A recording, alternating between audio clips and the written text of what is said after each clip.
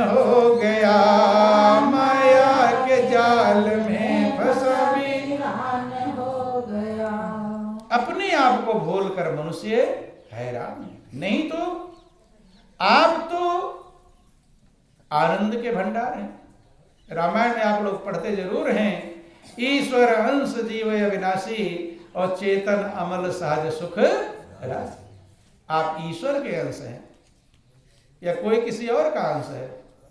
सब ईश्वर के ही अंश है, कोई किसी राक्षस का अंश नहीं। ईश्वर अंश जीव अविनाशी और चेतन अमल सहज सुख राशि।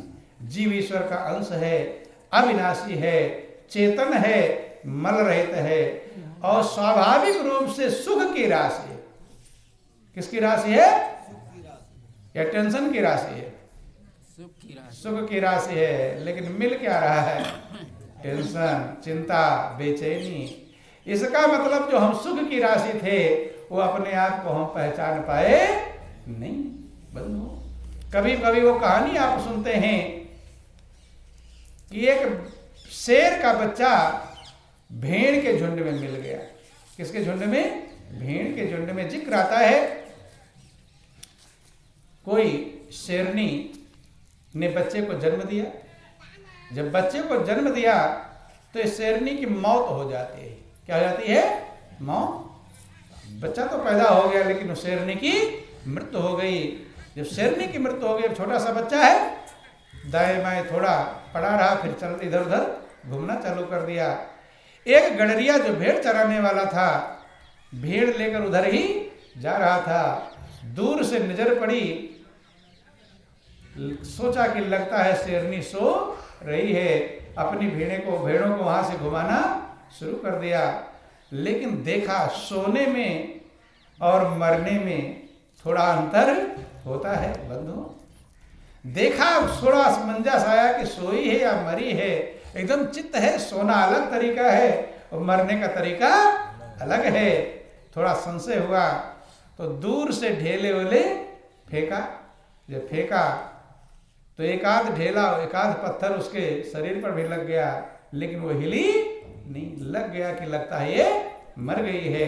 थोड़ा और नजदीक गया, हिम्मत करके गया तो देखा वहां छोटा सा शेर का बच्चा घूम रहा था। तो अभी तो बच्चा ही, अभी थोड़ा खा जाएगा, अभी तो छोटा बच्चा है। गडरिया ले आया और उस बच्चे को पाल लिया। जब पाल लिया तो बंधुओं ध्यान देना, जैसी संगति होती है वैसा ही हम रंगति बन जाती है। कि संगति गुण उपजे और संगति गुण जाए, और भास भास और मीसरी एक भाव विकार। जिन जैसी संगति करी तिन तैसो फल लीन, और कदली सीप भुजंग मुख साति एक गुण तीन। जैसे आप संगत करेंगे, संगत का बहुत बड़ा असर पड़ता है बंधुओं। अगर आज आप लोग यहाँ बैठे होंगे तो कोई ना कोई संगति आपको मिली होगी। अगर संगत ना मिली होती तो शायद आप यहाँ बैठ नहीं पाते। तभी तो विचार आता है बंधु। अब वो शेर का बच्चा भीड़ के झुंड में रहने लगा तो छोटा सा ही है, तभी बड़ी भेड़ें उसे मारना शुरू कर दी। तो पहले से दब गया। क्या हो गया? दब गया। और दब गया तब थोड़ा बड़ा भी हुआ, लेकिन भेड़ें उसे डरने लगा। भेड़ों से कौन सिखाएगा तुम हैं इनको मारो, नहीं समझ गए। अभी अमेरिका के वैज्ञानिकों ने प्रयोग किया, छोटा सा बच्चा पैदा हुआ लड़की, उसको जंगल में ले जाकर रख दिए, नेट लगा दिया, लोहे के जाल वाले सारी व्यवस्थाएं प्रयोग किया कि क्या परिवर्तन होता है। उसके व्यवस्था, खाने पीने सब देखभाल करते रहे और जंगल में रखा। धीरे धीरे वो लड़की बड़ी हुई। जब बड़ी हुई तो घुटने और टखने के बल चलती थी, तो खड़ी नहीं। खड़ी को आदमी खड़ा करेगा तभी तो खड़ी होगी, उसे क्या पता। और आवाज वही निकालती थी जैसे जंगली जानवर चीख मार के आवाज निकालते हैं, ऐसे बंधु ध्यान देना। इसलिए महापुरुष कहते हैं संगत का बहुत बड़ा असर पड़ता है। इसीलिए आप अपने बच्चे को कहते हैं, कोई बुरा बच्चा है तो कहते हैं उसके साथ मत जाना, उसका आचरण ठीक मना करते नहीं मना करते, क्यों? जाएगा तो ये भी बिगड़ जाएगा। ऐसे बंधुओं जब बच्चे को समझाते हैं तो खुद भी यही प्रयास करना चाहिए, नहीं प्रयास करना चाहिए। लेकिन लोग बच्चों को तो समझाते हैं और खुद शराबी के साथ चले जाते हैं। कोई शराबी अपने बच्चों का शराबी के साथ जाना कहता है? अपने बच्चे का तो अच्छी संगत, बुरे साथ मत जाना, लेकिन खुद शराबी के साथ चला जाता है। इसीलिए महापुरुष कहते हैं कि पर उपदेश कुशल बहु तेरे, और जे आचरही ते नर न घनेरे। बीड़ी का दिया बच्चा, अब तो माचिस चल गई, पहले आग में जलाते थे।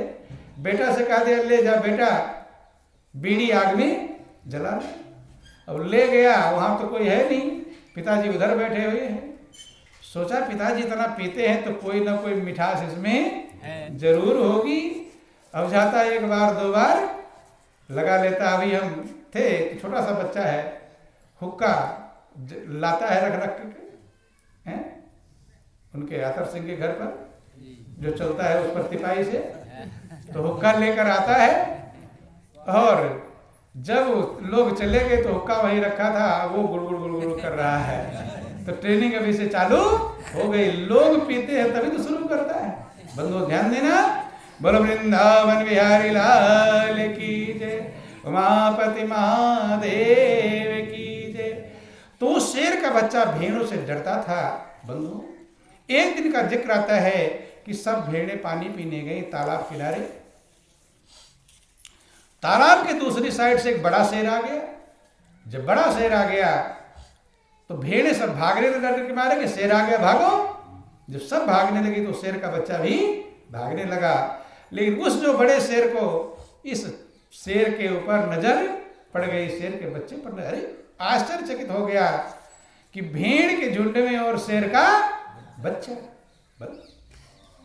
उसने कहा डर मत, मैं और पीछे हट जा रहा हूं, थोड़ा अपना चेहरा तो देख पानी में। बंद जब और शेर पीछे हट गया, उस बच्चे को भय खत्म हुआ। अपना चेहरा पानी में देखा, देख रहा है और मिलान कर रहा है कि जो वो है वही मैं हूं। उसने कहा मैं दहाड़ रहा हूं और तू भी दहाड़। जब दहाड़ा तो जो भेड़े इसे मारते थे अब डर के मारे भागने लगी। कब? जब अपने आप को पहचान गए। ठीक यही हाल है बंधुओं, हम सभी लोग भी भेड़ के बच्चे नहीं हैं। किसके बच्चे हैं? शेर के बच्चे हैं। लेकिन हमें भेड़ बना दिया गया है। भेड़ के साथ रहते रहते हम क्या बन गए? भेड़। थोड़ा बुरा मत मानना, क्या भेड़ बन गए हैं? मनुष्य की जिंदगी पाया जो देव दुर्लभ है, जिसको गाते हैं कि बड़े भाग्य मानुष तन पावा और सुर दुर्लभ सब ग्रंथनि गावा। उस जिंदगी का लक्ष्य सिर्फ इतना समझते हैं कि किसी तरह कमा लें, खा लें, पी लें, बच्चों का पालन कर ले और मर जाए। अरे इतना काम तो पशु भी करते हैं, कीड़े मकोड़े भी करते हैं, भेड़ बकरियां भी करते हैं। अगर इतना ही काम किया तो हमारे और पशु में कोई अंतर? रामायण लिखा गया कि हित अनहित पशु पक्षी जाना, मानुष तन गुण ज्ञान निधाना। अगर इतना ही आपने समझ लिया तो फिर पशु में, कीड़े मकोड़े में और मनुष्य में कोई अंतर नहीं है। इसलिए बंधुओं हम भेड़ बन गए। क्या बन गए हैं? भेड़। चूंकि जितने भी हमारे साथी मिलते हैं सब एक चीज बताते हैं। माता पिता मिलते हैं, वो बचपन से क्या सिखाते हैं?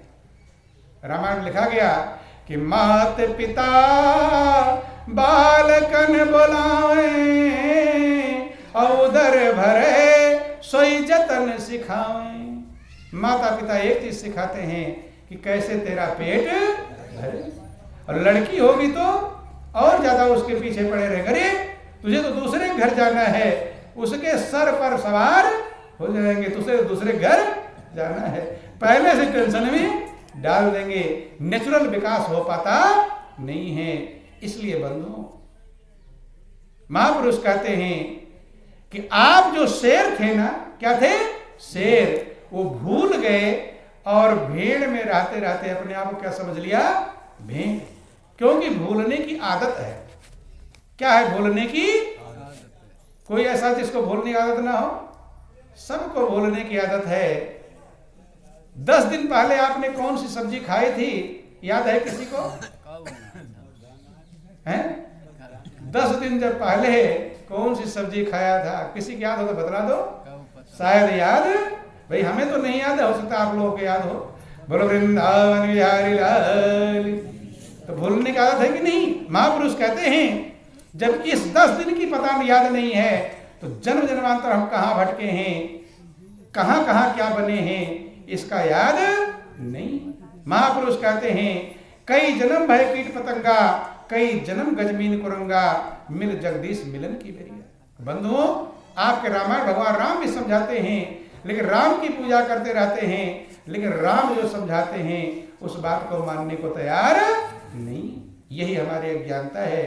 भगवान राम भी कहते हैं कि आए जीव, तू 84 लाख योनियों में चक्कर लगा कर आया है कि आकर 4 लाख 84 योनि भ्रमत यह जीव यह विनाशी, फिरत सदा माया कर प्रेरा, काल कर्म स्वभाव गुण घेरा, कबहुक करी करुणा नर देही, ओ देत ईस बिन हेतु स्नेही।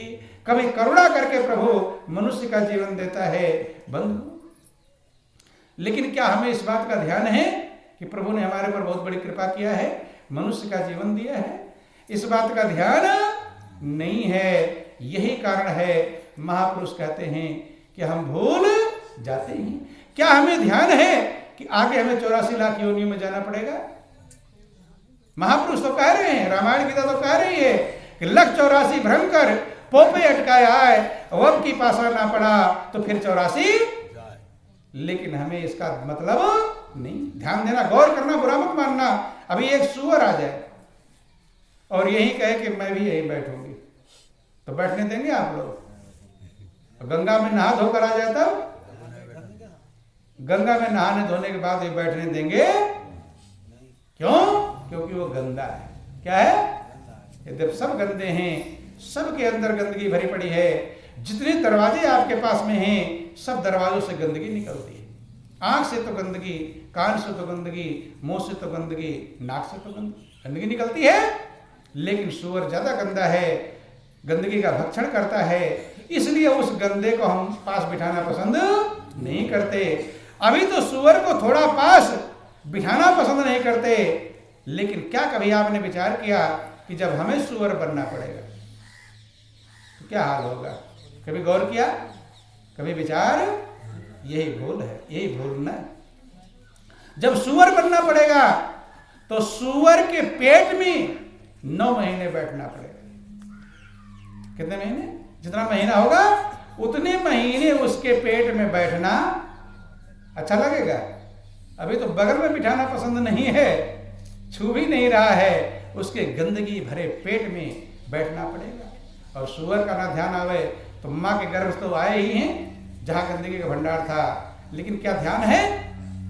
ये ध्यान अकड़ कर चलते हैं कि मेरे समान दुनिया में कोई नहीं है, और फिर वहीं की तैयारी कर रहे हैं। रामायण भगवान राम कहते हैं कि जो न तरह भव सागर ही और नर समाज यस पाए, ओ सो कृत निंदक मंदमती आत्माहन गति जाए।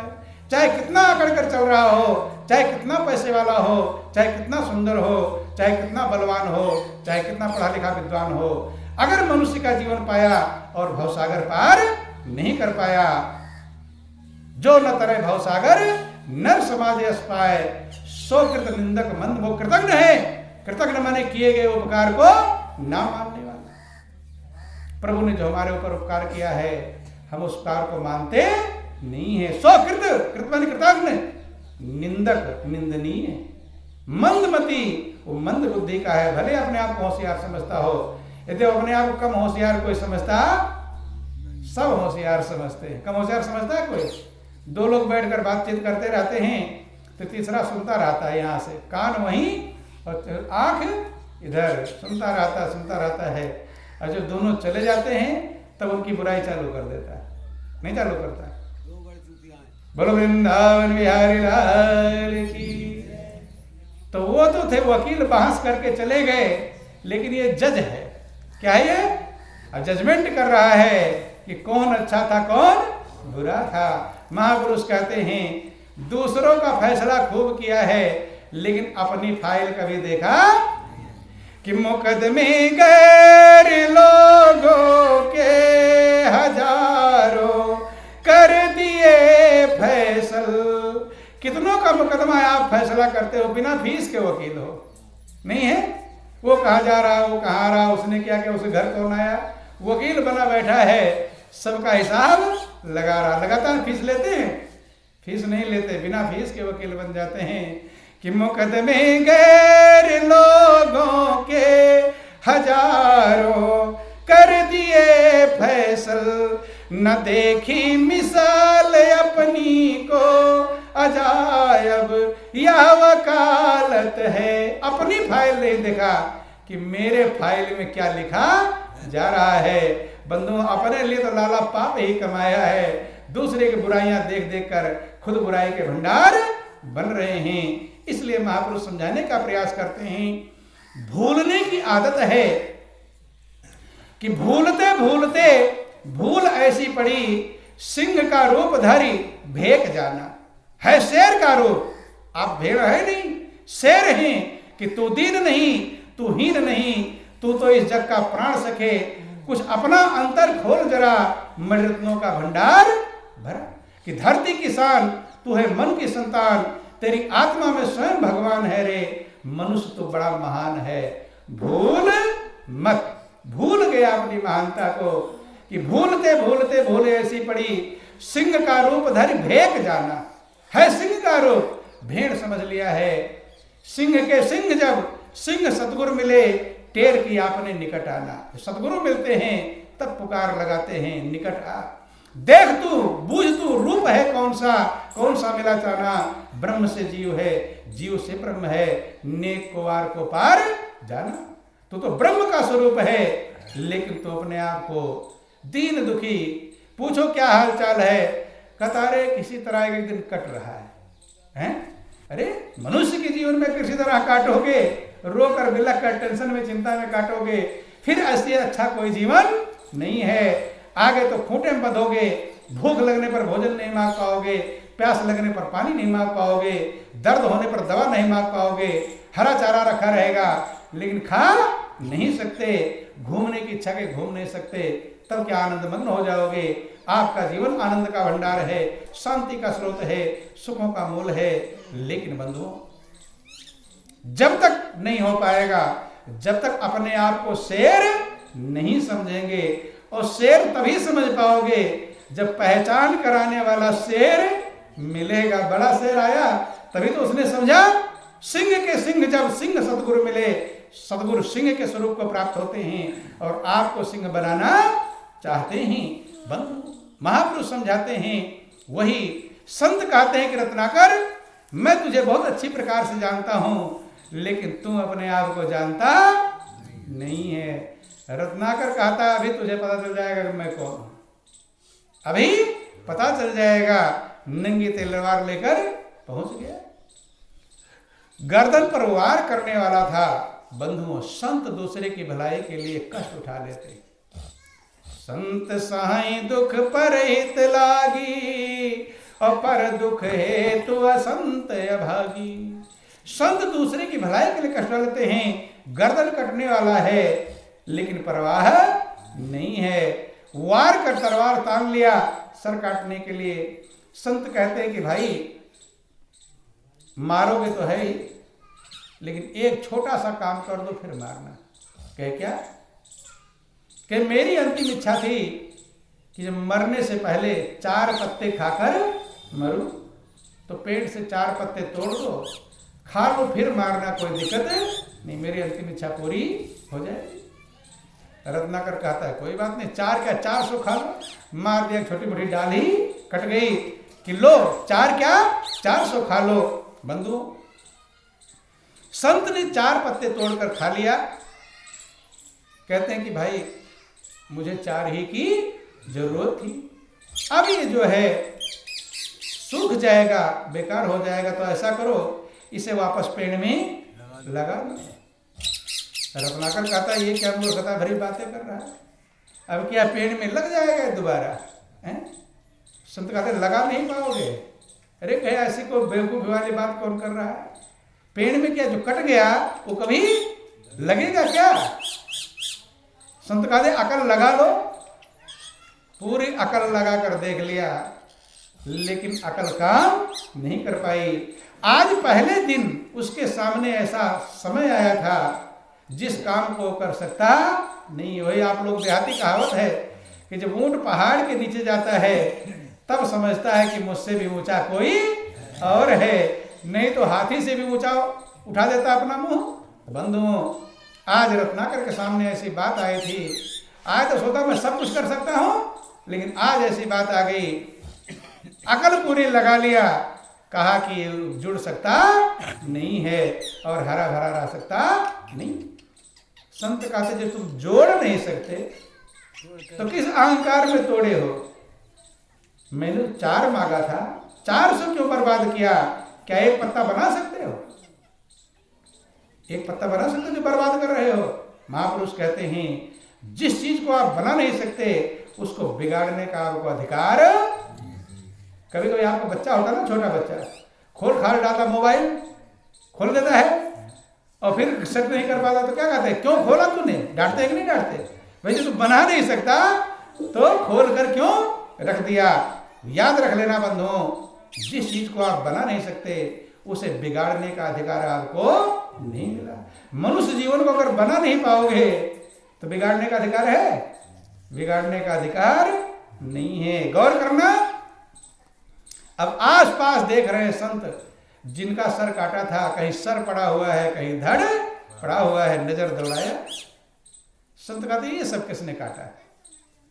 रत्नाकर कहता मैंने ही काटा। किसने काटा?